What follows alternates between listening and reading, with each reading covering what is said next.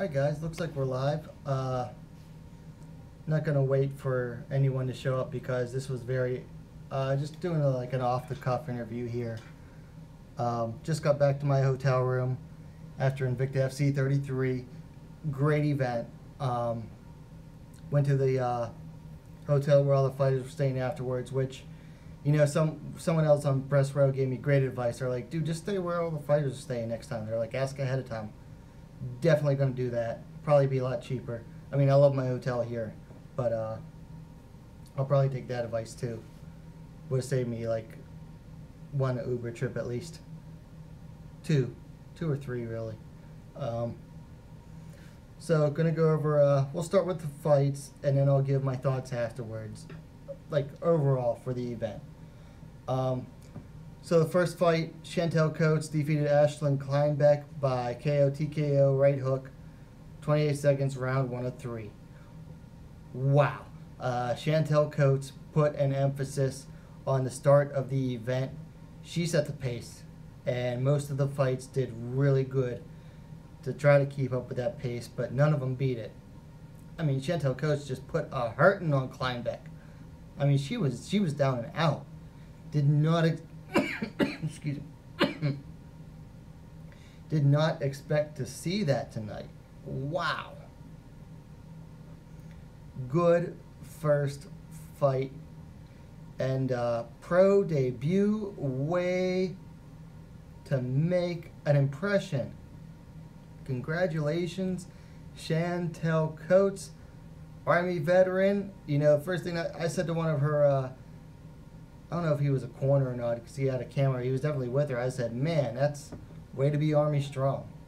So, congrats to Chantel Coates. The second fight, that was in 125. Second fight was in the atomweight division. Canadian fighter Anastasia Nikolakakos defeated Ashley Medina by TKO due to ground and pound. Excuse me. 3 minutes 26 seconds of round 2. Also a very good, very fast-paced fight. I was very impressed by Anastasia. Very aggressive from the beginning. She pushed the pace. She pushed the pressure. She had the momentum going the entire time. I'm very impressed with that fight. I got an interview with her. I'll put up probably tomorrow morning or evening, whichever. Which unfortunately I missed the start of the next fight because of that interview. At 135 pounds was Brittany Victoria defeated Sarah Klechka by unanimous decision. So,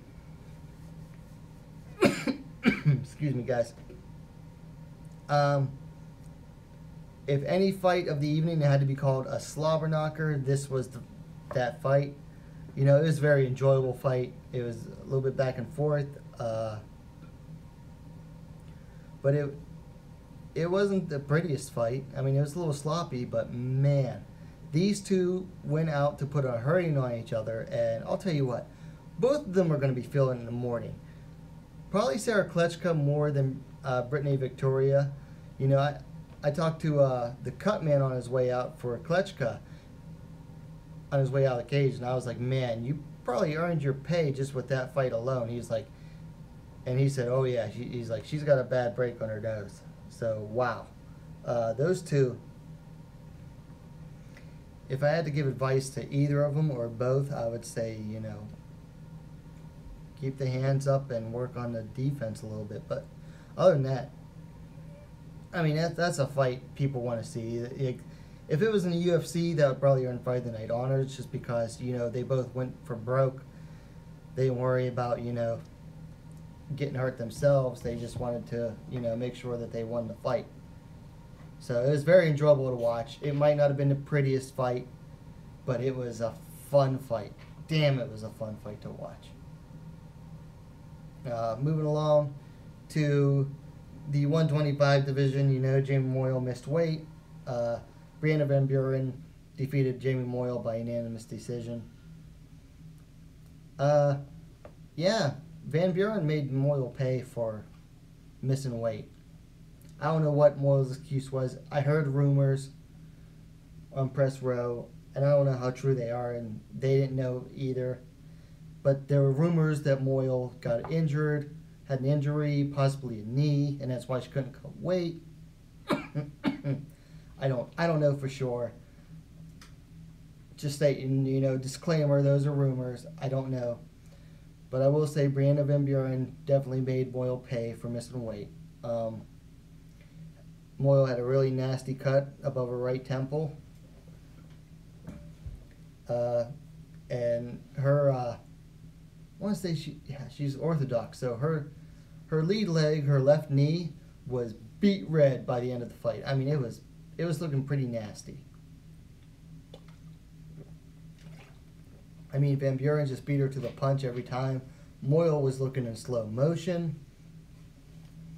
Maybe there was something going on with her movement, but from what I remember, she's not exactly like the fastest moving fighter anyway. But just one of those fights where, like, yeah, I mean, good on Van Buren for making her pay for the weight miss. That's really all I can say about that fight. Next up, at 105 pounds, Elijah Zapatella beat Amber Brown by unanimous decision. So Amber Brown had her moments in this fight, especially in the clinch. I got to tell her that afterwards. Her Muay Thai clinch was really good in this fight, and she was landing some really nasty knees. But otherwise, Zapatella was beating her to the takedown every time. Definitely had better wrestling than Brown did. Just very good overall wrestling and ground game by Zapatella to beat Brown. Very impressed with this win over her. She might be possibly the next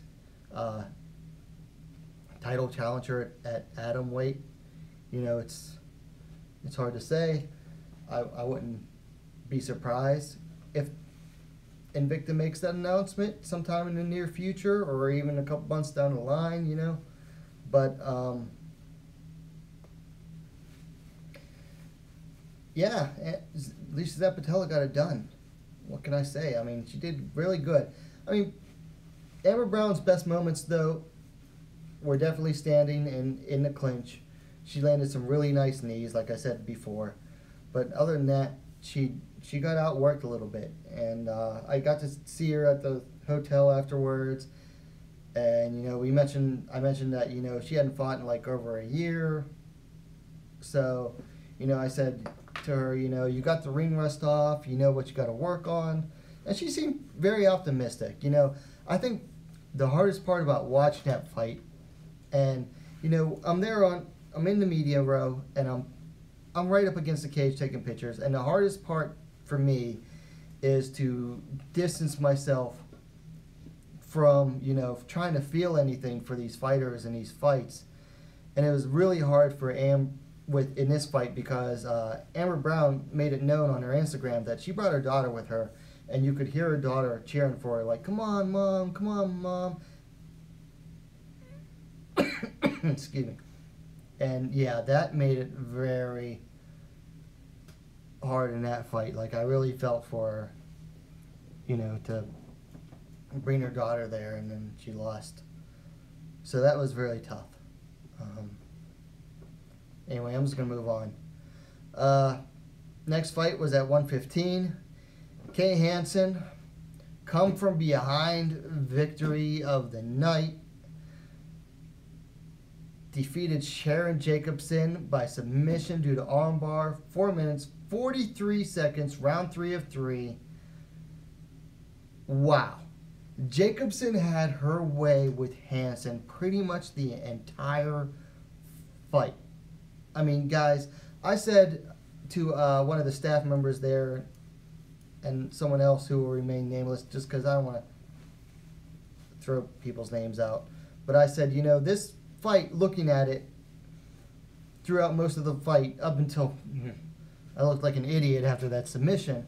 But I said, this is an example of someone who took a fight on short notice and was a really good high school wrestler, versus someone who, you know, probably could have made the Olympic team had she not gotten hurt before the tryouts. I think that's what happened with Jacobson. And then in the last 30 seconds, Jacobson threw, it was like kind of like a sloppy, like belly-to-belly suplex, I want to say. I can't remember. I'm going to have to go back and watch the tape on it. But it's like, she threw it and she didn't need to. Like, she had the fight wrapped up. She could have left it standing. She didn't have to go for a slam like that. I don't know if she had a brain for it. I don't know what it was. But, you know, Hansen got slapped on that arm bar, and Jacobson tapped like as soon as it was fully extended. And I'll tell you what, when Jacobson left the cage, she looked like the full-on image of someone who was so emotionally. I've got pictures of it, and you see Hansen like praising the victory, and Jacobson just looked like emotionally wrecked. And then when Jacobson left the cage, you know, they're trying to direct her on which way to leave. You know, they leave out the front of the cage towards the audience after the fights. The losers do. And I think they both do, but the loser leaves first. And they're trying to direct Jacobson which way to go. And she's like walking one way and she's walking the other, and she can't decide. And all I could think was like, just let her do whatever she wants, because she was crying, and I just felt so bad. You know, the nearest thing I could think of was my senior year in wrestling. I was in the elimination bracket of a tournament. You know, winner got third, loser got fourth. And I made a last-minute mistake in, like, triple overtime, like, really dumb rookie mistake. And I paid for it and lost. And that's the closest thing I can think of. And that's probably nothing near to what Sharon Jacobson felt tonight. Man, I really feel for her. But can't take away from Kay Hansen, though, man. Amazing come from behind victory. I mean, she was down on all the scorecards. There's no way she'd have won a decision had it gone there. But she got that arm bar, and no one's going to be able to take that away from her. And she took the fight on like 2 weeks' notice. And I'm thinking, as I'm photographing, I'm like, probably wasn't a good idea to take this fight on short notice this time. Well, thanks for making an idiot out of me, Kay. Thanks. No, congratulations, Kay Hansen. I don't mind being made an idiot if you do something really awesome. And you did. You did something really awesome. So, a shitty night for Jacobson. I really feel for her. My heart sincerely goes out to Sharon Jacobson. And Kay Hansen, congrats. That's going to be a victory you'll remember probably for the rest of your life. Because it was so amazing. Like, no one expected that. All right, moving along, co-main event. Danielle Taylor defeated Montserrat Ruiz by unanimous decision. Guys, if you've watched my video before, you know I'm not a Danielle Taylor fan. Or at least I wasn't. Tonight, she pressed the action a little bit more. I mean, she still was working a lateral movement, but she pressed the action a lot tonight. And Danielle Taylor made me a fan. I went up to her, you know, at the hotel bar afterwards, and I said, congrats. I said, you made me a fan tonight. I didn't tell her, you know, I talked bad on her or anything, you know. But I definitely told her, I said, hey, you made me a fan tonight. And I complimented her on some of the hard shots she landed against Weili Zhang in her last fight. But Danielle Taylor messed Ruiz up. Ruiz couldn't walk out of the cage on her own. Her left, I want to say it was her left leg, might have been her right, was foobarred. And I overheard someone say that Danielle thought she also might have broken her orbital bone. So who knows? But Dynamite Danielle Taylor brought back the Dynamite tonight. Very good fight. I'm a Danielle Taylor fan now, guys. What can I say? I didn't think I ever would be, especially after the Sahi Ham fight. But if she keeps fighting like that, she'll have a fan in me for life. But she's got to keep fighting like that. Which brings us to the main event of the evening. 105-pound atomweight championship rematch between Jin Yu Fry, Minna Grusander. You know, I thought this fight was very close.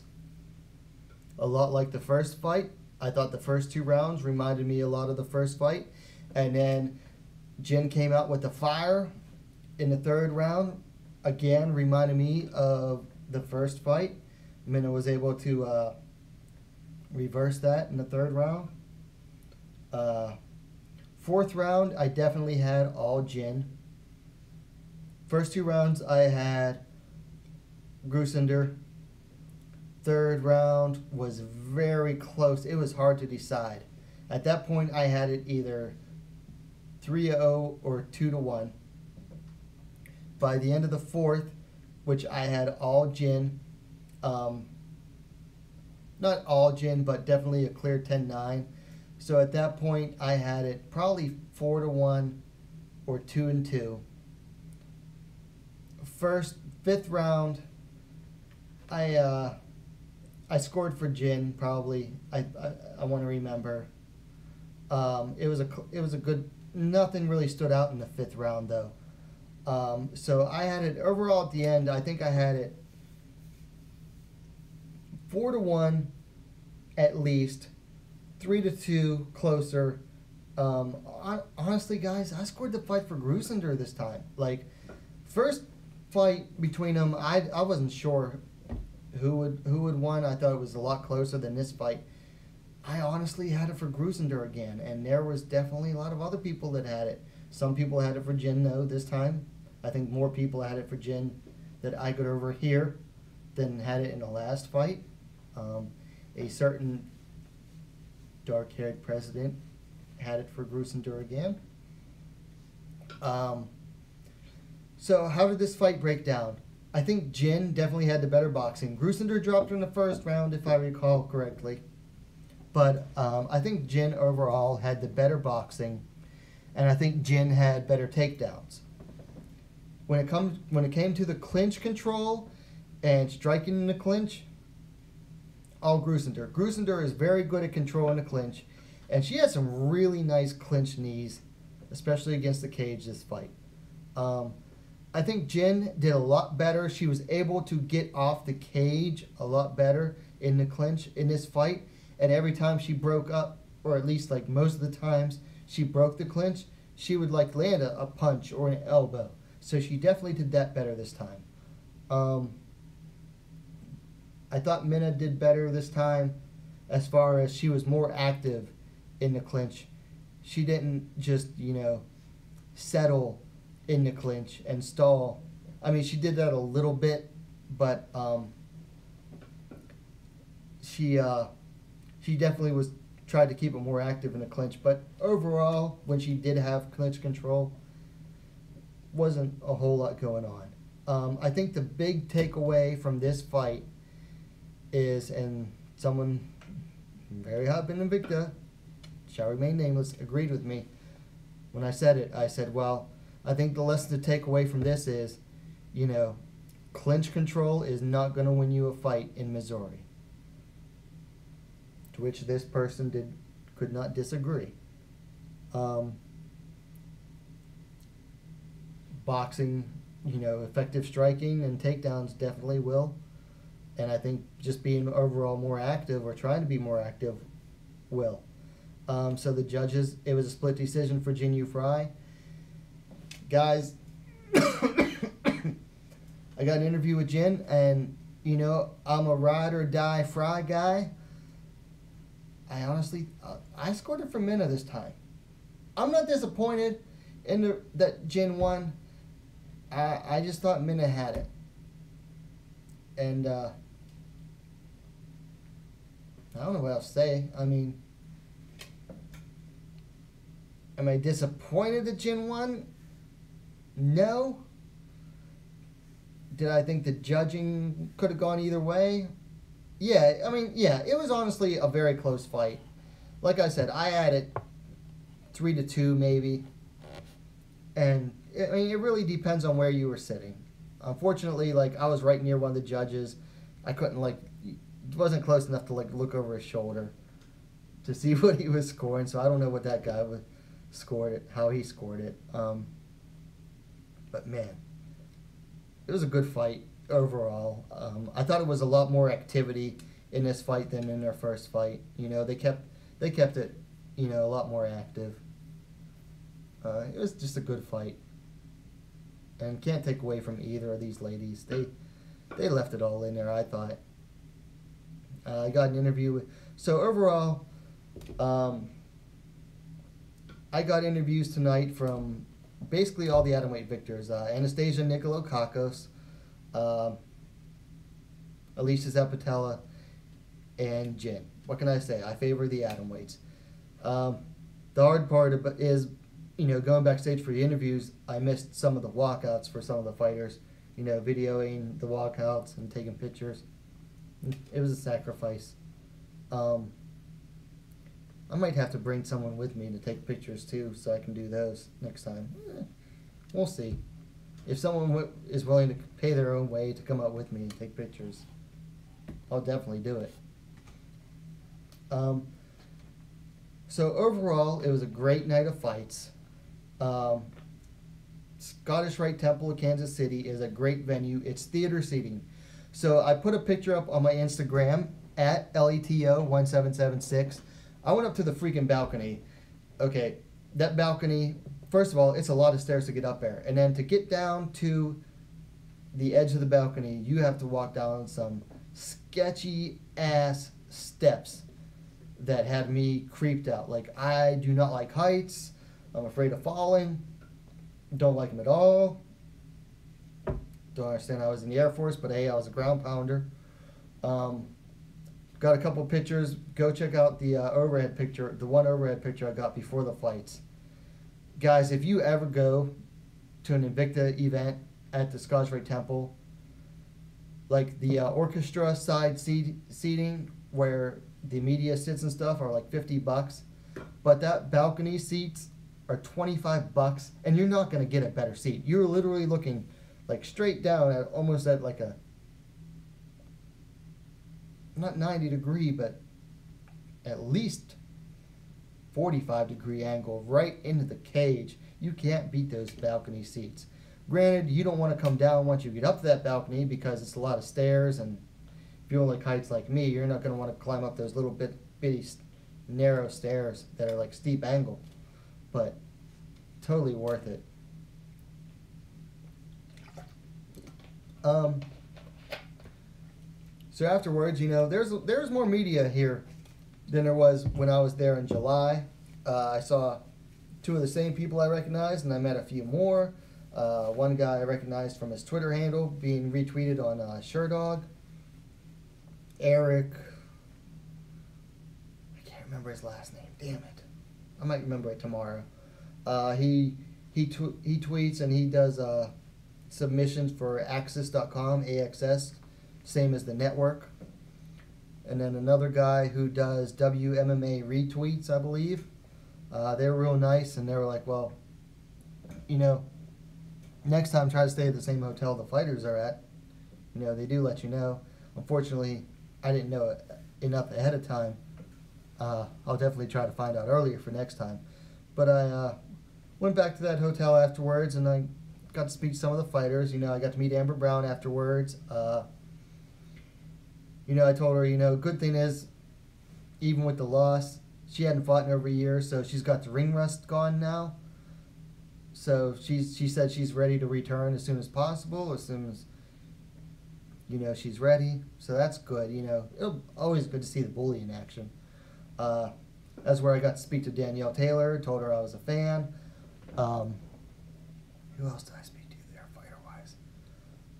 Oh, you know, got to speak to Elias Theodora, and I was talking to Elias, and he was going with Julie Kedzie on.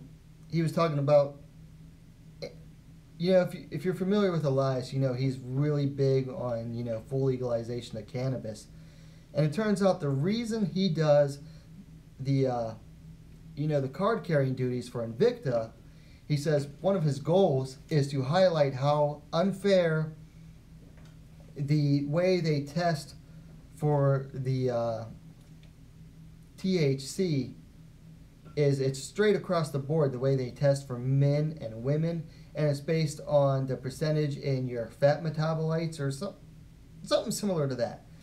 But anyway, he thinks that the testing is naturally unfair and biased against women because women carry a higher natural body fat percentage than the men do.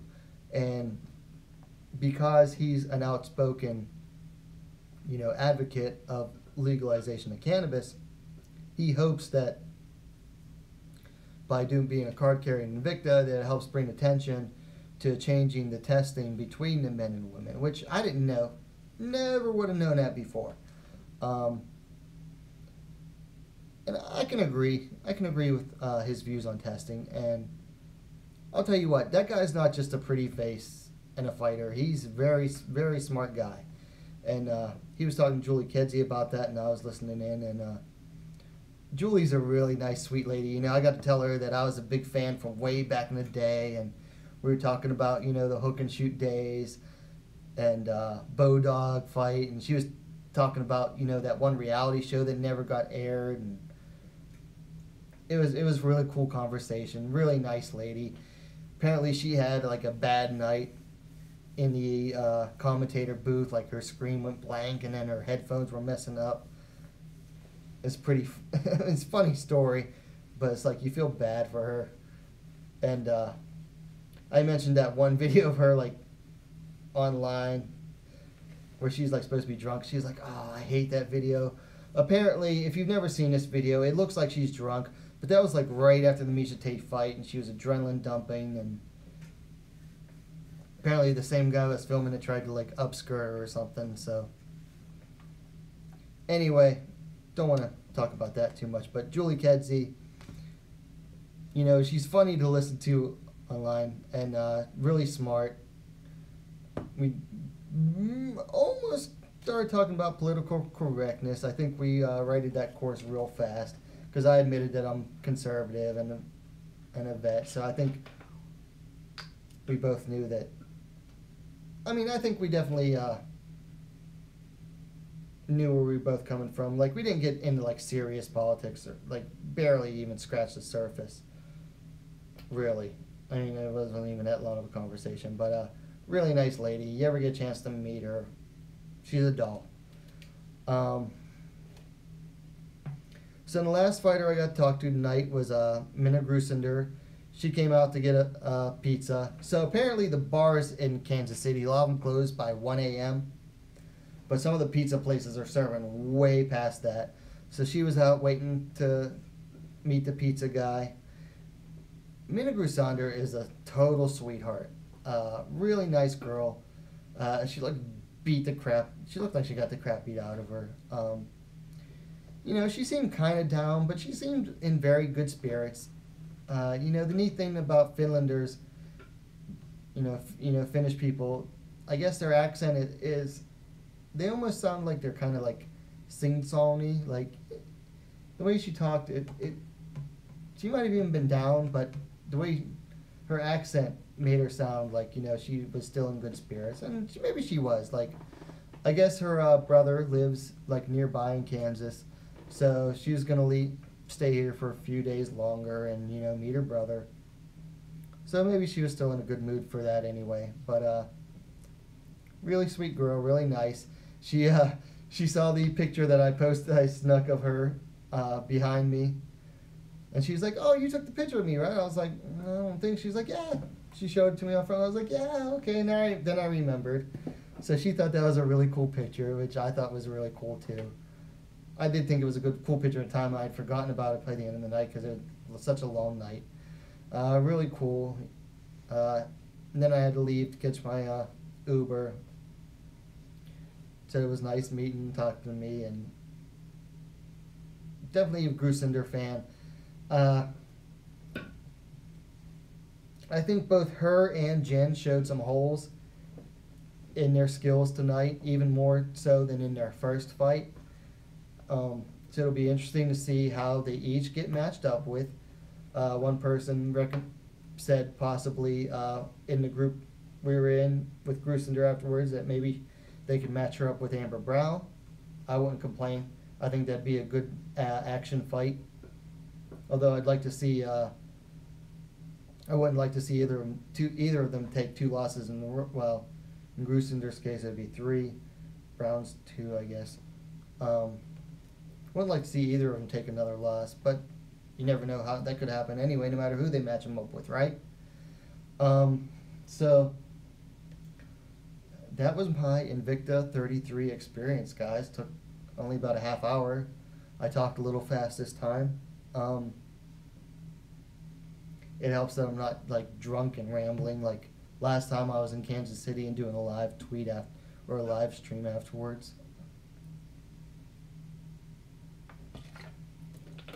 I did have a couple, but I kept it under control, mostly because I've been sick all weekend. I barely left the freaking hotel room. Still a great trip, though. I got to go to the World War I Memorial Museum again. Spent more time on the American side. It was worth it. Got to go to the top of the, is it called the Liberty Memorial Tower? Snuck in my friend's whiskey that they make back home, Liberty Pole Spirits. Took a picture from top of the tower with that. Can't wait to put that on Instagram for them to see. Pennsylvania Rye invaded Missouri. What else? Really, that was it. Other than that, like I got to go to a good aged restaurant. It's called Kobe Q. Definitely recommend there. It was like one of the few things I ate here. Finally got to eat some Kansas City barbecue.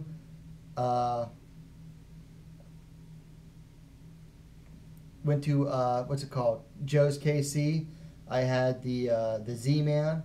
It's brisket sandwich with provolone, onion rings, and some sauce.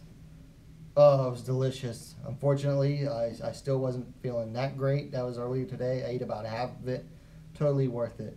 Hey, Mark Zima's in the chat. Said, well done. I enjoy what you had to say. Thank you, Mark. That's high praise. If you're not familiar with Mark, he's on the Sherdog forums now as Better Every Day. True fan of the women's divisions. Great supporter. Stays on top of the news. Honestly, if he wanted to, he could probably run his channel himself. I'm surprised he doesn't do more. Can't say anything else, though. He's dedicated, and he's a good fan. So, thank you, Mark, for the praise. Guys, other than that, that's all I got. I got to fly back home tomorrow afternoon. I get to spend a few hours in the airport because I got to check out by 11. But, yeah, oh well. So that's it. Still haven't, I don't think they've uploaded all the fights from Road FC yet. I do know all the results. But I'll tell you what, guys. Once they upload all the fights to YouTube, I'm going to do a fight companion for it. I'll just pretend like it's live, and I'll make it up to, you know, the couple of people that got up early in the morning with me, only to be disappointed. Daniel was one of them. So we'll make it up to you guys. That freaking sucked. The zone, you screwed up. Broke my freaking heart. Guys, other than that, it was you know, I wish I could have gone out more. Wasn't feeling well. Damn flights make you sick. But you know what? The weigh-ins, between the weigh-ins and the fights and the fight night and the way it ended, overall, it was just a great event. So glad I came down. Can't wait for the next one I get to. It might be a little while longer. Got to work some overtime and save up some money. Fortunately, I haven't getting any overtime this month in freaking December. How am I not getting overtime? But can't complain, really. I'm employed. What else can you say, right? So, guys, I'm going to hit the hay so I can get up and pack, because I am not ready to go home. You guys have a good night, and let me know in the comments down below what you thought. Thumbs up's always appreciated. And hey, if you happen to be watching this and you haven't subscribed yet, why aren't you subscribed to WMMA Scene Now yet? We are the best, fastest growing channel on YouTube, fully dedicated to women's mixed martial arts and only women's mixed martial arts, okay? We're not following boxing, we're not following the men's side of the sport, we're not doing whatever. You know, if I get enough interest and someone says, well, you should follow this women's kickboxing or Muay Thai event, we'll see, maybe. But until then, we're only going to do women's mixed martial arts, because that's where my heart and my passion is. So if you haven't subscribed yet, what are you waiting for, man? It's not a bandwagon. This wagon is going all the way to the end. Guys, have a good night. I'm about to pass out.